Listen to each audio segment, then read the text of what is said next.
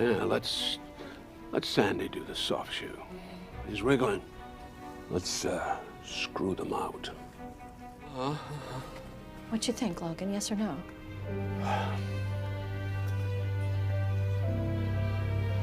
Fuck him.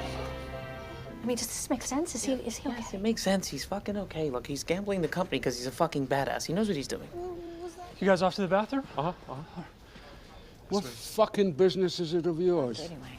He's concerned there is a dead cat under his chair. Okay, as ever, spoilers. This episode is about control, or more precisely, about the illusion of control. In society, there is an assumption that those in charge have some idea what they're doing, that they are in command of their faculties, and that they possess some kind of overarching unified vision to determine what they are planning going forward. After all, they are our leaders in business, politics, technology, media, and so forth. In episode 5, the other characters are shocked to learn that this may not always be the case, and that the assumption of rationality can sometimes be erroneous. In the show, a deal has essentially been reached, but instead of approving it, Logan moves in another direction. It appears that he is prepared to throw the whole thing away because of a new demand from Sandy Furness that the company not provide private jets to its top executives in the future. Things aren't all that far removed from total chaos at this point, yet no one seems to be sure what's actually happening.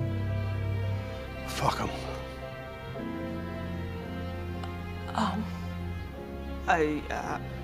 Fuck him.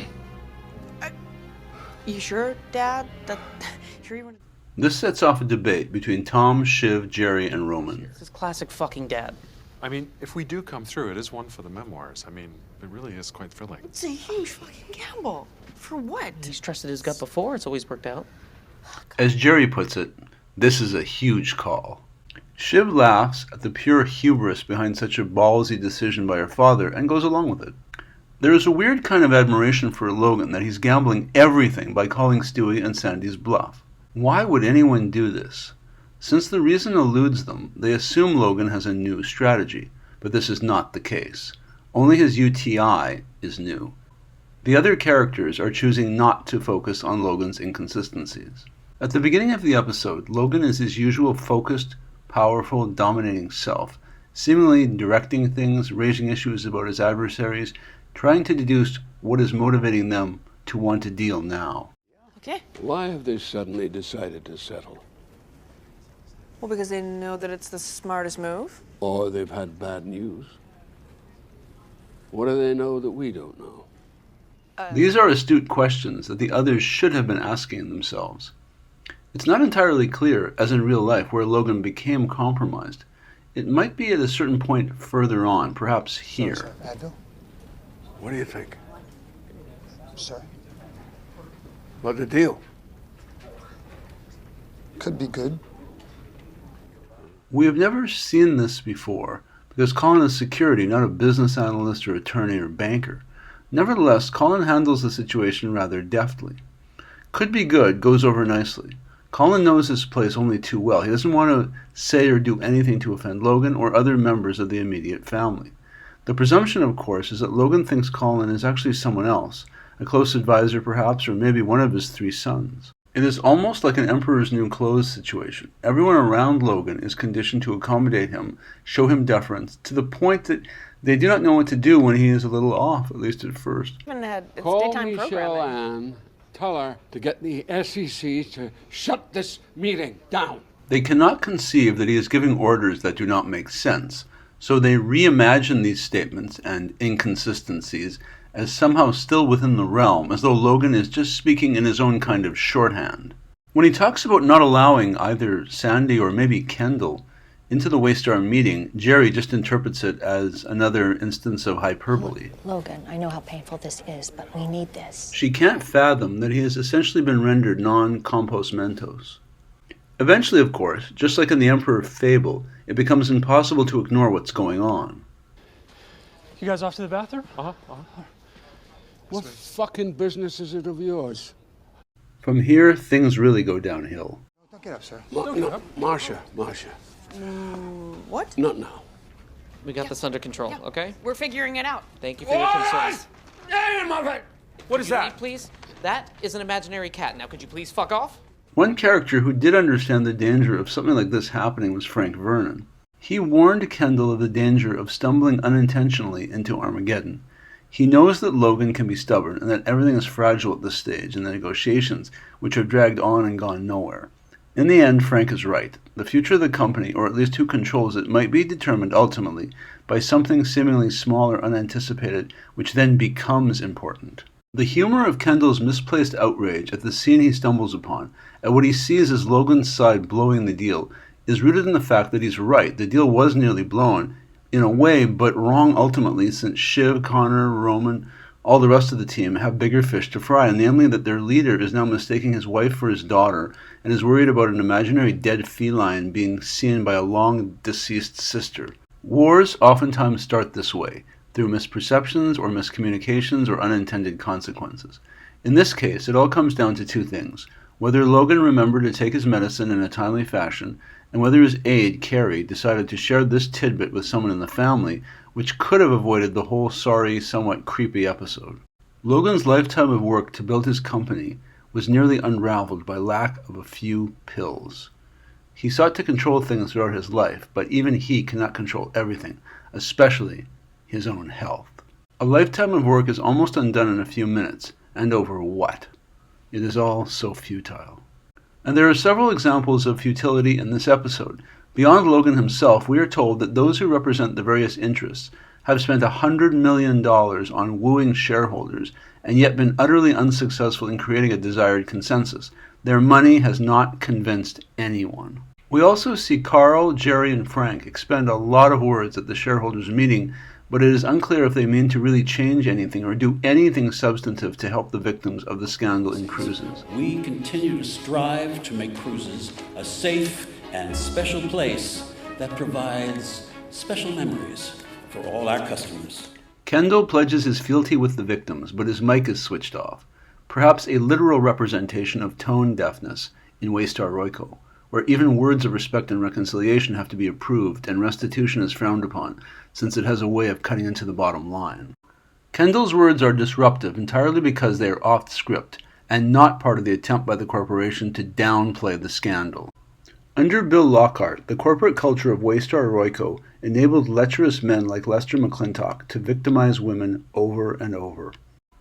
One way or the other, Waystar is about to evolve a lot, and no one person, not even Logan Roy or the upper management, can really control this process.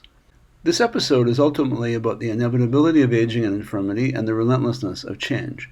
In the course of the episode, we learn that Waystar is about to celebrate its 50th birthday, old for any business. A man Logan's age, in his early 80s, sometimes gets to a point where he only values a few things like kindness, patience, and respect. I need a piss. Oh, Shiv, sure. Do you need some help, or I can reach out to... you.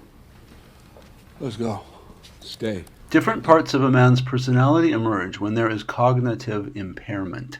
As if to show how out of control everything is, Logan is kind to Tom and calls him son, perhaps believing him to actually be one of his adult sons, and Tom in turn calls him Pop. It is interesting that Logan does not seek out either of his actual sons to take him to the restroom, though they are sitting nearby, but instead wants Tom to do this, perhaps feeling that Tom would be inherently more kind in this sort of awkward situation than either Roman or Connor could ever be. The inherent irony of the situation is that Sandy Furness and Logan Roy, old rivals, are now in a new race, this time against the clock, and Sandy appears to be losing. He is so enfeebled by either disease or age that Roman has to ask Sandy's daughter a rather poignant question. I feel like I just have to put it right out there, say it, since there's an $85 billion baby on the table here. How do I know that he's not your meat puppet? Oh. Stewy, as always, has his own take on it. Fucking belligerent zucchini here is set to close on negotiations. It is hard not to notice that because there is not a clearly demarcated line of succession, no one in the company really knows who's actually in charge of things and who should be doing what, nor even in whose hands the company will end up. It all seems to be up for grabs. This episode also raises questions about how slavishly his kids and his people are devoted to Logan.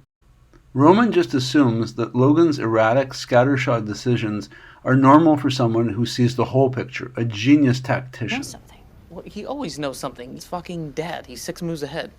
Kendall argues something similar, though more disrespectfully, with Stewy. That would be very stupid. Stewy, I know you Ken. guys have been angling for a better deal, and you don't think there's any risk taking this to the brink, but I know for a fact you're not going to get one. He's a psychopathic narcissist. He thinks he can take this to the floor, drag back the undecideds with his beefy Logan voodoo, and win outright. And, you know, I don't know. Who's to say he can't? During the course of the episode, many characters, in turn, try to step up. Karl, Frank, Gerri, Shiv, Roman, and even Connor offers to try to handle the situation that arises with the president, but they all find that ultimately no one can really step into Logan's shoes. No one can do as he does. Senator Evis puts it best at Shiv's wedding. He's just weighty, Shiv. He carries his gravity. He's not a man, he's a fucking planet. Even Kendall attempts to step into the spotlight for a moment, but that also comes to nothing, like so many of his other intrigues. He ends up looking like a tool, an interloper, with his mic being unplugged to keep him from being heard.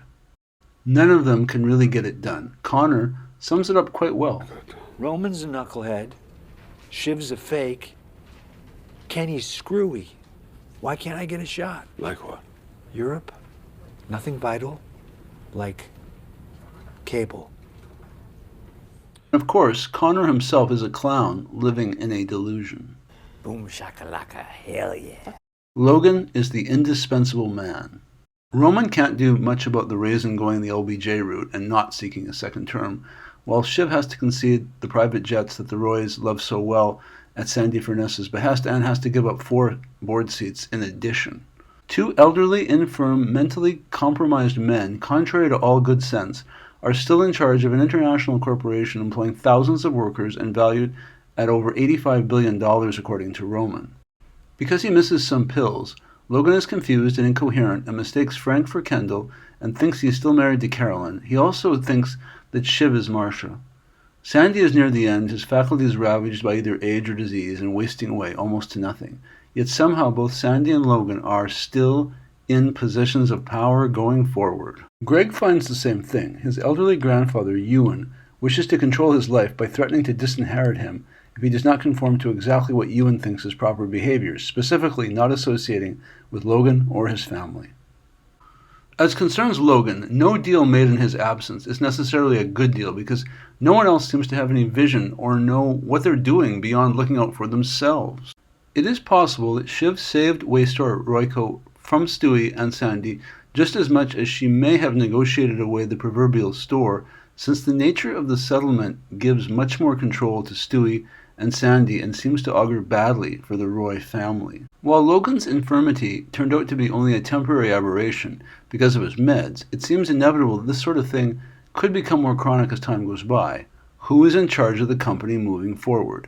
In Logan's case, a urinary tract infection seemingly devolved the man into a moody, abusive, confused, angry geriatric. And yet with the company's future hanging in the balance, no one seemed to notice or care. A billion-dollar corporation that is so vulnerable would indeed frighten away shareholders and depress the price of Waystar stock. As always, control in this episode was revealed as illusory. Shiv did her best to stabilize the situation, but it cost the Roy family dearly, and Logan may not forgive her. We should hustle on acquisition. Just take this for a toast, yeah? Oh, God. Shiv, I'm trying to talk to Gerri about something important. Stop buzzing in my fucking ear! Early in this episode, Roman remarks sarcastically that putting control of the company into the hands of shareholders is unpredictable, like deciding to just throw it over to the retired Janitors of Idaho. The irony is that in many ways, pension fund people are conservative and might have been more rational than to have major decisions being dictated by those who are infirm and increasingly volatile, motivated primarily by ego, habit, and by their unaccountability to anyone. The pension fund people would insist on a plan for succession and to know who is actually in charge of things. Thanks for watching. Please consider subscribing. I also welcome any comments that you might like to share. I think it's possible to sue a person, a grandparent, for example, in a way which is like in an affectionate way that might convey like, I love you and I'm glad you're part of my life, but I am taking legal action against you.